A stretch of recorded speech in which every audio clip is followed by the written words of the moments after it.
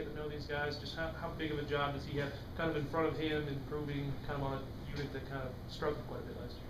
Yeah, I think he welcomes the challenge. Yeah. I think he's been through that before. Yeah. And I don't think he's afraid of that challenge. I think he's very confident in who he is and what he does, and the studies he's done over the years with what to do to stop certain offenses. So I think he welcomes the challenge. I've told him, let me worry about their mentality, and you get them right on the field, and he does a good job. Really, I think he's a good balance for me. Sometimes I'm a little out there on the energy side, emotional side, and he is very methodical. You know, sometimes you don't find that to be the case with an aggressive, defensive-minded guy, but he has a plan. He's very methodical, and I have no doubt that when the bullets start flying, that he'll have an answer for what we're getting hurt with. You seem to hint this spring that having a year away kind of let him, I think, come back with a fresh set of eyes at what he's doing. He said sometimes you can look at a playbook and you can kind of just be married to what you're doing. You think that year kind of outside the grind of it was sort of good for him to come back, and kind of what do you notice is sort of what he's done traditionally and what he's bringing this year, that he's made sort of tweaks, or as it just sort of his staple parts of what he brings to the program have changed a little bit? I had never coached with him, but I knew him and knew of him through good friends, Gus and John Thompson down at Georgia State, are dear friends with him, and all I do know that he's hungry to prove he still has it to be one of the better defensive coordinators in this nation, and I see that in him every day. You know, he beats me here some days, which is rare, and he'll stay as long as he needs to stay.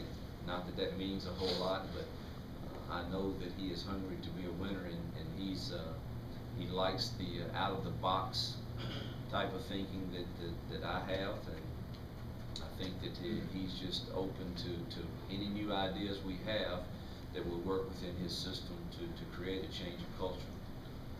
Correct me if I'm wrong, but he wasn't coaching anywhere last year, right? That's correct. Okay.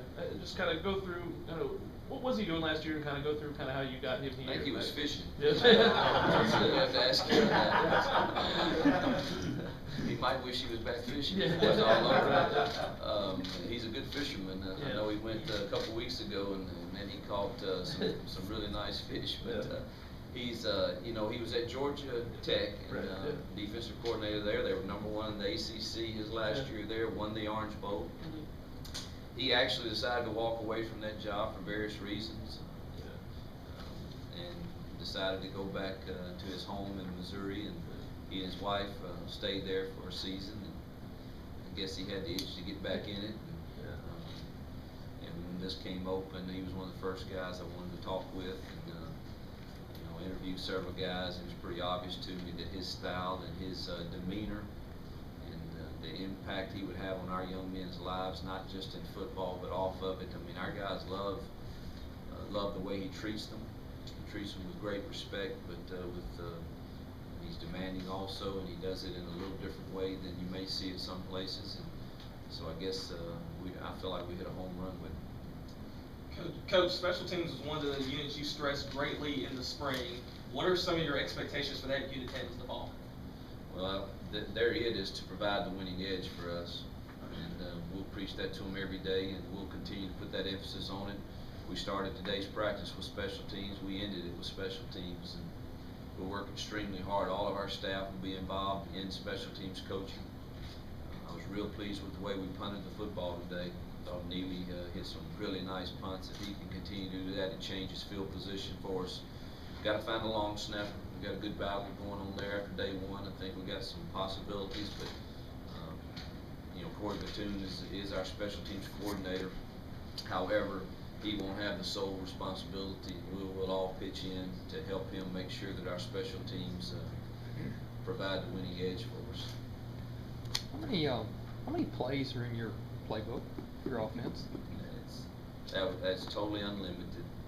If you took a guess, could you put a number on it? Even come like an estimate? Well, it depends on if you look at every formation and every motion that could happen with it. Mm-hmm. If that is a different play, I couldn't even begin to guess. If you're talking about just for the offensive line, there are 3 blocking schemes, and people look at our stuff and they think it's maybe more complicated than it is, but our offensive line, we had to keep it simple for them. They have 3 blocking schemes for run plays, but they look different a million different ways. So we have 3 blocking schemes there, and we have about 5 protections.